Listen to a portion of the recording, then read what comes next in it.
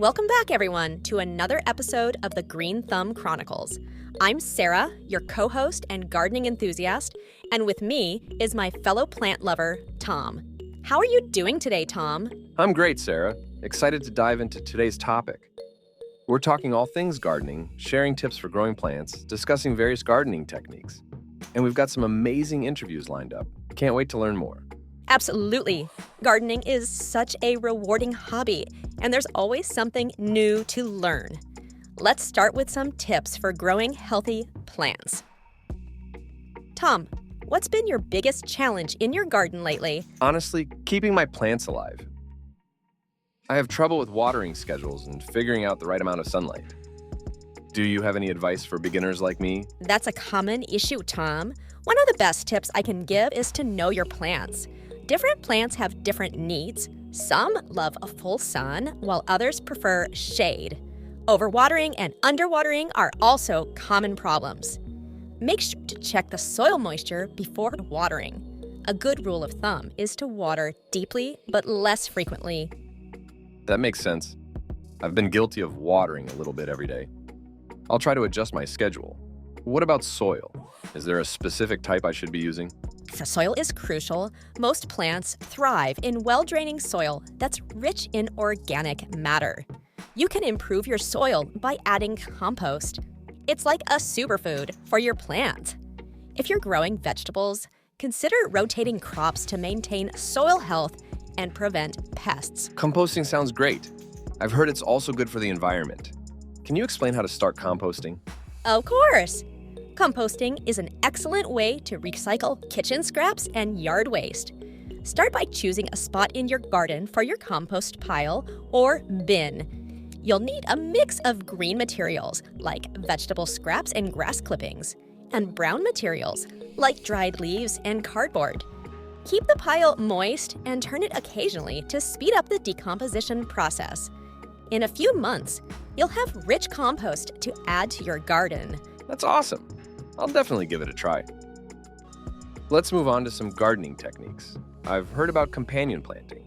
What is it and how does it work? Companion planting is a method where you grow different plants together to benefit each other. Some plants can help repel pests, attract beneficial insects, or improve the soil for their neighbors. For example, planting basil near tomatoes can help repel tomato hornworms, and marigolds can deter nematodes in the soil. Interesting. So it's like creating a mini ecosystem in the garden. Are there any combinations that don't work well together? Yes, some plants don't get along. For example, you should avoid planting onions near beans and peas because they can stunt each other's growth. It's always a good idea to research which plants are compatible before planning your garden layout. Great tip, Sarah. Now let's bring in our first guest, Dr. Emily Green, a horticulturist with over 20 years of experience. Welcome, Dr. Green. Thank you, Sarah and Tom. It's a pleasure to be here. We're thrilled to have you. Dr. Green, could you share some advanced tips for our listeners who might have more experience in gardening? Certainly. One of the advanced techniques I recommend is soil testing. Understanding the pH and nutrient levels of your soil can help you make informed decisions about fertilization and amendments. Another tip is to practice succession planting, which involves planting new crops as soon as one harvest is done. This maximizes your garden's productivity throughout the growing season. That's fascinating. What about pest management?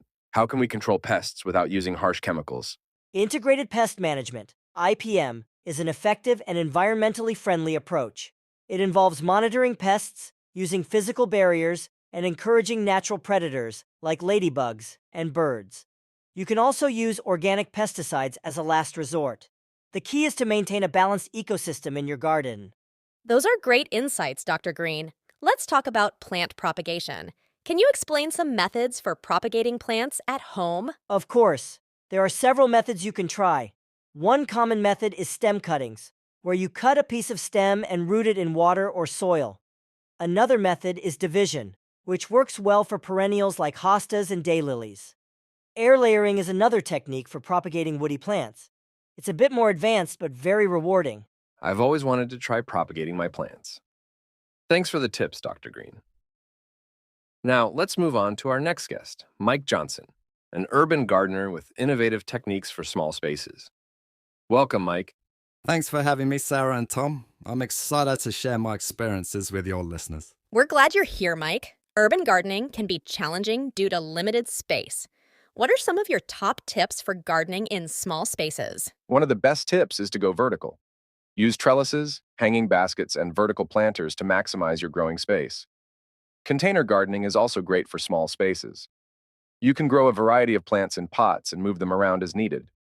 Another tip is to choose compact or dwarf varieties of plants that are well suited for small gardens. Going vertical sounds like a smart idea.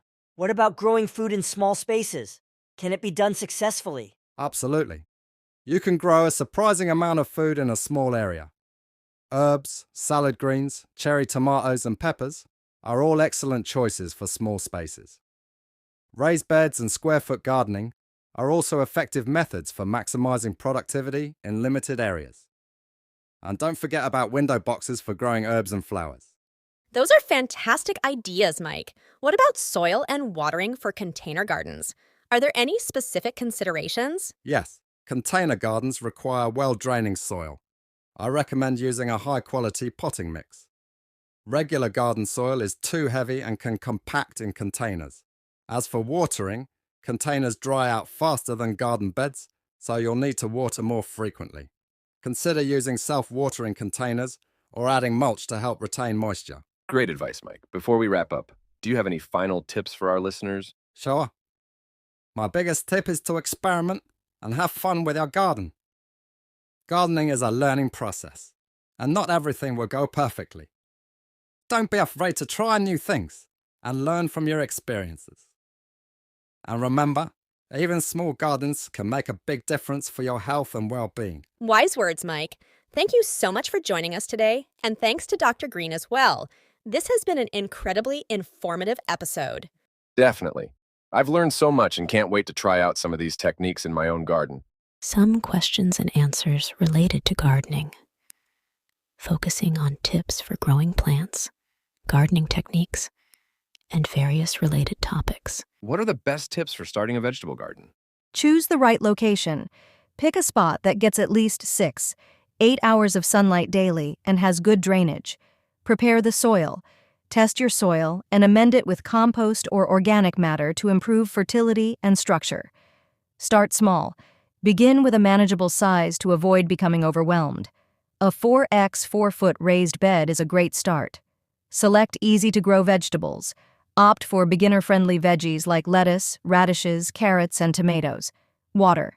Properly, water deeply and consistently, especially during dry spells.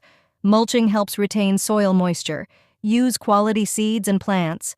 Buy seeds from reputable sources and look for disease-resistant varieties. Question 2. How can I improve the drainage in my garden soil? Add organic matter. Incorporate compost, well-rotted manure, or peat moss into the soil to improve its structure. Use raised beds. Raised beds allow for better control over soil composition and drainage. Amend with sand. Mixing in coarse sand can improve drainage in heavy clay soils. Install drainage systems. Consider installing French drains or other drainage systems to redirect excess water. Avoid compaction. Prevent soil compaction by avoiding walking on garden beds and using mulch to protect the soil. Question 3. What are some effective organic pest control methods? Answer. Companion planting. Grow plants together that repel pests or attract beneficial insects. For example, marigolds repel nematodes, and basil repels aphids. Neem oil. This natural oil is effective against a wide range of pests, including aphids, spider mites, and whiteflies. Insecticidal soap. Use insecticidal soap to target soft-bodied insects like aphids and mites without harming plants. Physical barriers. Use row covers, netting, or plant collars to protect plants from pests. Beneficial insects. Introduce ladybugs, lacewings, and predatory nematodes to control pest populations naturally. Question 4. How can I extend the growing season in my garden? Answer. Use row covers. Lightweight row covers can protect plants from frost and help retain heat. Build or purchase cold frames. Cold frames act like mini greenhouses, trapping heat and protecting plants from cold weather. Mulch. Heavily. Mulch insulates the soil, helping to maintain consistent temperatures and protect plant roots. Grow in containers.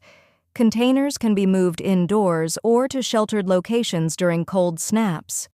Choose cold-hardy varieties. Select plant varieties that are bred for cooler climates and shorter growing seasons. Question 5. What are the benefits of using raised garden beds? Answer: improved soil quality. You can control the soil mix, leading to better soil structure and fertility. Better drainage. Raised beds drain more effectively, reducing the risk of waterlogging. Easier to manage. Raised beds reduce the need for bending and can be easier to weed and maintain. Extended growing season. Soil in raised beds warms up faster in the spring, allowing for earlier planting. Pest control. Raised beds can help deter pests like rabbits and slugs, and you can easily add protective covers. Question 6. How can I conserve water in my garden? Answer: mulch. Apply a thick layer of mulch around plants to reduce evaporation and keep the soil moist. Drip irrigation. Use drip irrigation or soaker hoses to deliver water directly to the plant roots, minimizing waste. Water. Early or late. Water in the early morning or late evening to reduce evaporation. Group plants by water needs. Plant thirsty plants together and drought-tolerant plants in another area to optimize watering. Collect rainwater. Use rain barrels to collect and store rainwater for use during dry periods. Question 7. What are some indoor plants that are easy to care for? Answer: spider plant. Tolerates a variety of conditions and is very forgiving. Snake plant. Known for its hardiness and low maintenance requirements. Pothos. Thrives in low light and needs infrequent watering. Peace. Lily. Prefers low light and only needs watering when the soil feels dry. Aloe vera. Succulent that requires minimal water and can thrive in indirect light. Question 8. How do I start a compost pile? Answer: choose a location. Pick a dry, shady spot near a water source. Add green and brown materials, alternate layers of green materials, fruit scraps, vegetable peelings, grass clippings, and brown materials, dry leaves, cardboard, paper. Maintain moisture. Keep the pile moist but not waterlogged. The consistency of a damp sponge is ideal. Turn the pile. Regularly turn the compost with a pitchfork or shovel to aerate and speed up decomposition.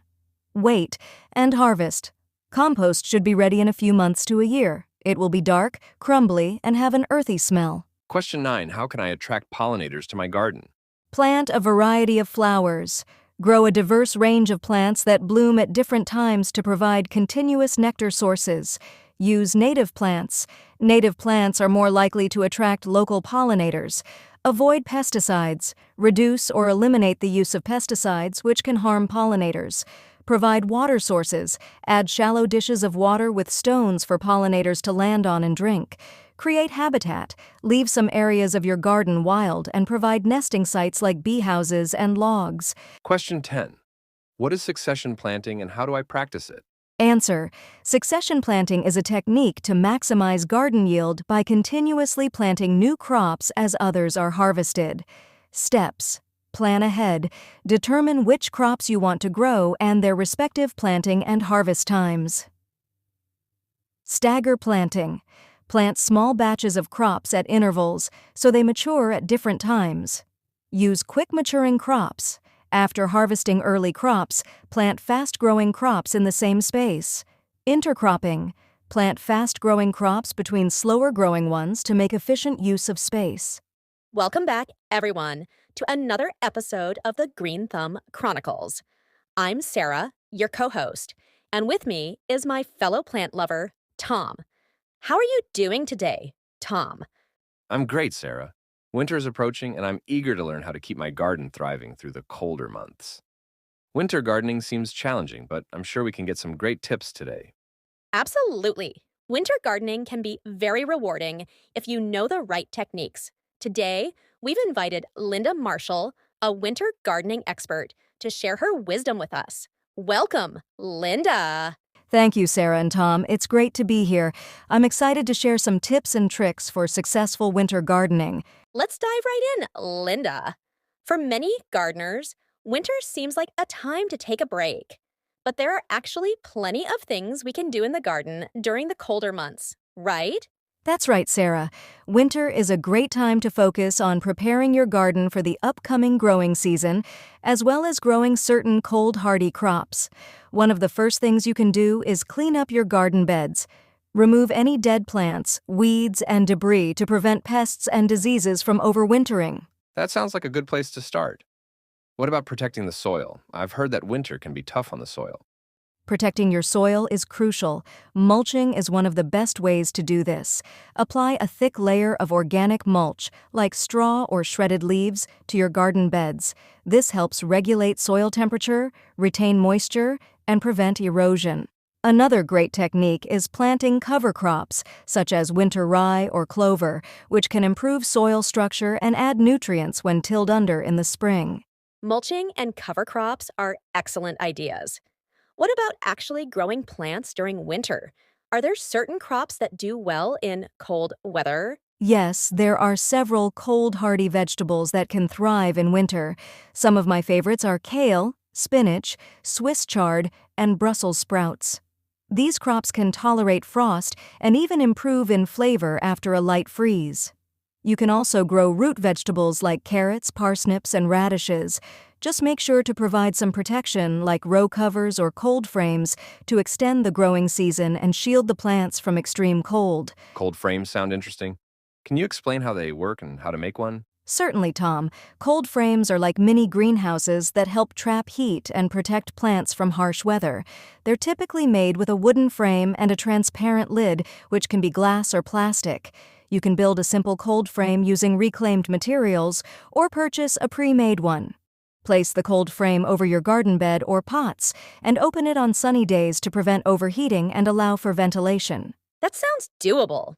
What about indoor gardening? Are there any indoor projects that gardeners can work on during the winter months? Absolutely. Winter is a great time to focus on indoor gardening. You can start by growing herbs on a sunny windowsill. Herbs like basil, parsley, and mint do well indoors with plenty of light. Another project is to grow microgreens, which are young vegetable greens packed with nutrients. They grow quickly and can be harvested within a few weeks. You can also start planning your spring garden, ordering seeds, and even starting seedlings indoors under grow lights. I love the idea of growing herbs and microgreens indoors.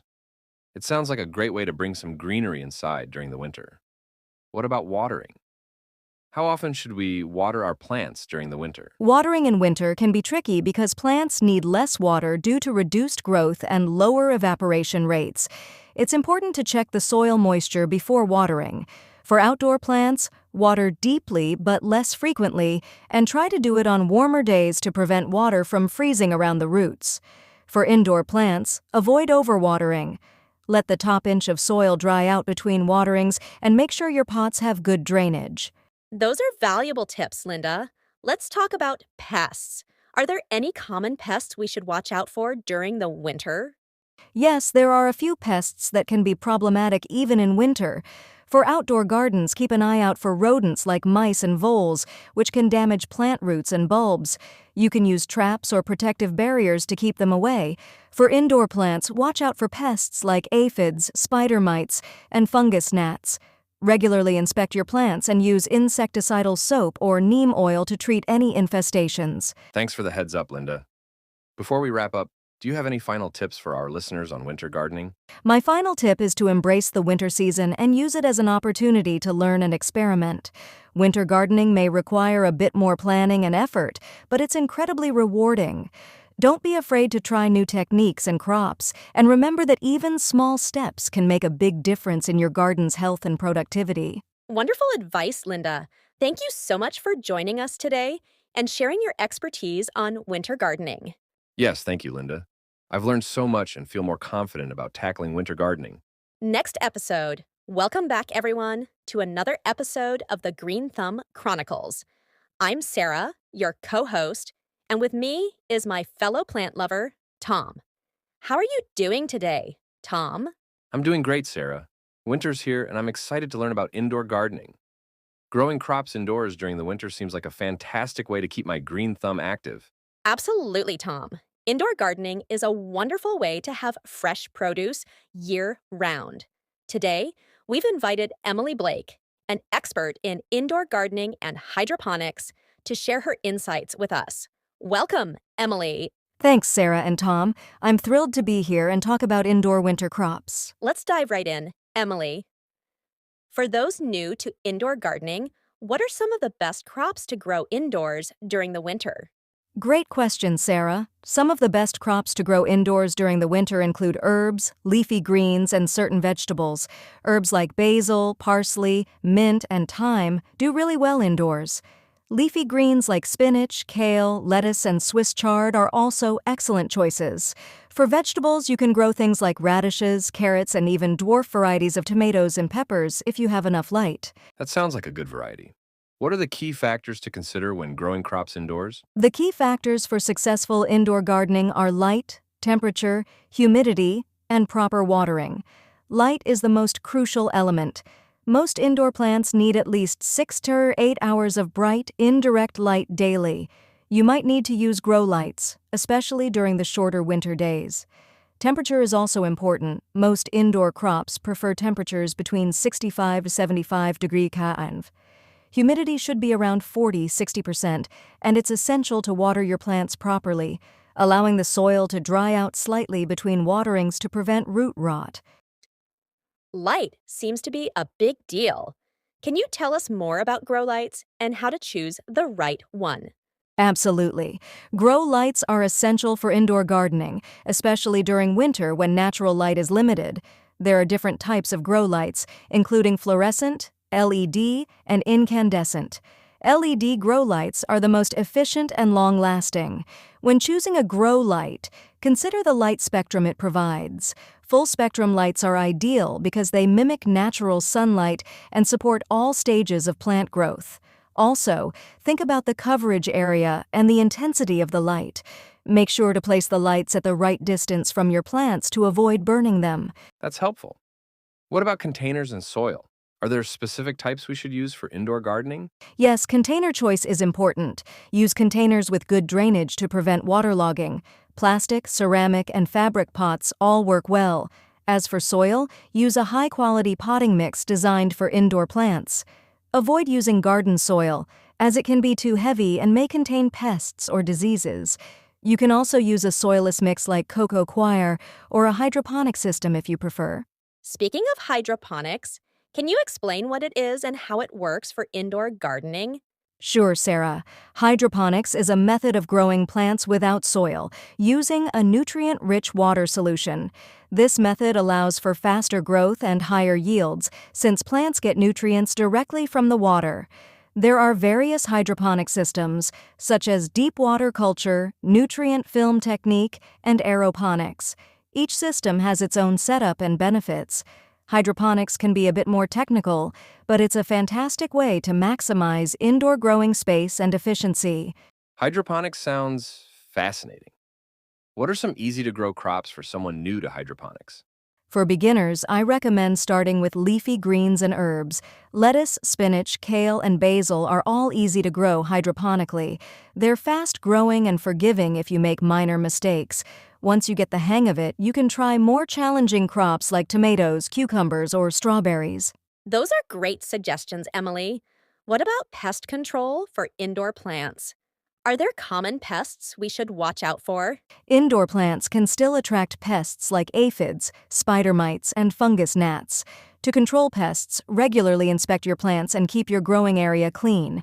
Use insecticidal soap or neem oil to treat infestations. Sticky traps can help catch flying pests like fungus gnats. Also, ensure good air circulation around your plants to reduce humidity and prevent mold growth. Thanks for the pest control tips, Emily. Before we wrap up, do you have any final advice for our listeners who want to start indoor gardening this winter? My final advice is to start small and be patient. Choose a few easy-to-grow crops and get familiar with their needs. Pay attention to light, temperature, and watering, and don't be afraid to experiment.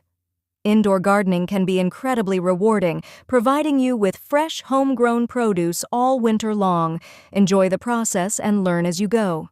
Wonderful advice, Emily. Thank you so much for joining us today and sharing your expertise on indoor winter crops. Yes, thank you, Emily. I've learned so much and can't wait to start my indoor garden.